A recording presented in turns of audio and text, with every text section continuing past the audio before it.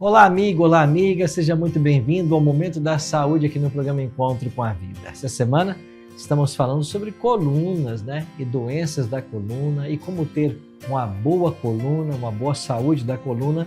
E para nos ajudar, estamos recebendo aqui o Dr. Marcelo Locchetti. Tudo bem, doutor Marcelo? Bom dia, pastor. Tudo bom? Muito obrigado por estar com a gente logo cedo no programa de hoje.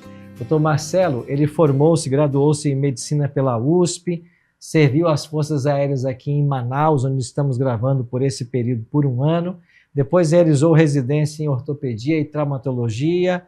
Ele também tem subespecialização em afecções da coluna vertebral, é mestre em ciências e é o coordenador médico aqui no Hospital Adventista de Manaus. Mas o senhor é paranaense. Paranaense. Apesar da minha vida toda ter sido em São Paulo, eu levo o Paraná no meu DNA. No DNA. E a cidade de Maringá, né? Isso. Um abraço a todo mundo do Paraná que está nos assistindo. Hoje, então, vamos falar sobre a escoliose. Esse é o tema que hoje vamos falar. O que é escoliose, doutor? E como é que a gente diagnostica essa doença? Muito bem. Escoliose vem do grego e é uma palavra que o sinônimo dela é curvatura, o significado. Então, na verdade, a escoliose é uma deformidade, é uma curvatura tridimensional. Não é só olhar de trás para frente para vermos a curvatura. Então, nós vamos vendo que há uma rotação das vértebras. Há uma rotação. Também. Uma rotação que leva também a uma deformidade. Então, esta curvatura, por definição, ela tem que ser maior que 10 graus, né? Curvaturas pequenas não são consideradas escolioses, e sim desvios do eixo vertebral. E a escoliose, ela pode ser em C, uma curva longa, ou o que a gente está mais acostumado a ver em S. E como diagnosticamos? Geralmente, pastor, nós observamos os nossos pequenos, filhos, sobrinhos, parentes, ao trocar de roupa, eles vão apresentando deformidades no seu eixo vertebral. Então, um ombro maior que o outro, as costas, uma escápula vai ficando mais evidente que a outra, uma assimetria da cintura. Então, são alterações que, ao observarmos, nós percebemos que tem um desvio do eixo vertebral. Agora, nos casos iniciais, nas curvas leves, não é fácil diagnosticar, não é fácil perceber.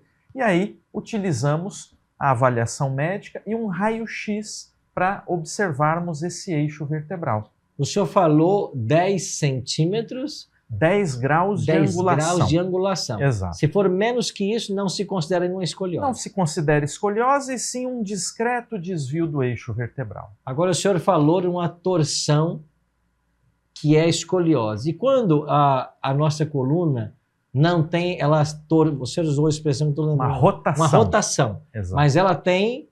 a sua curvatura. Curvatura bem afetada. Sim. Isso não é escoliose. Não.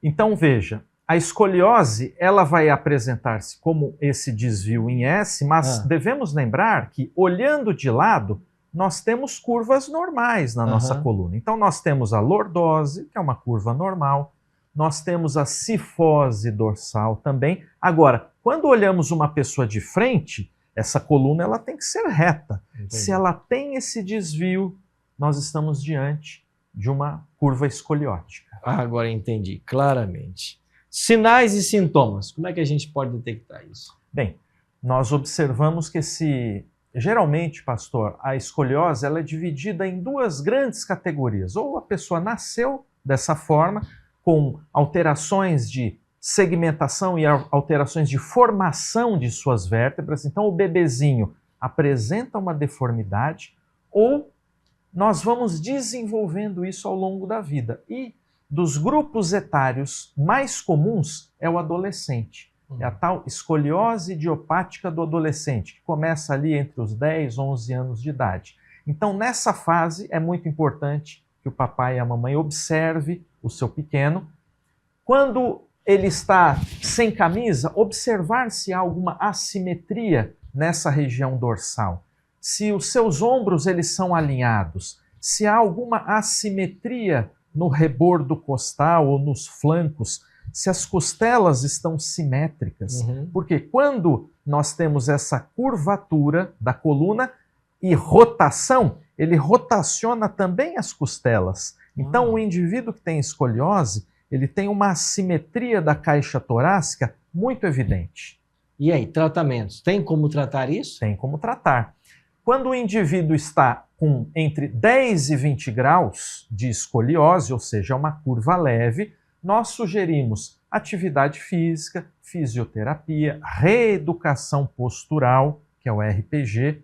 Quando esse indivíduo tem entre 20 e 40 graus e em fase de crescimento, nós instituímos o uso do colete para segurar essa curvatura. Quando esse indivíduo tem mais de 40 graus, há uma predisposição para essa curva continuar piorando.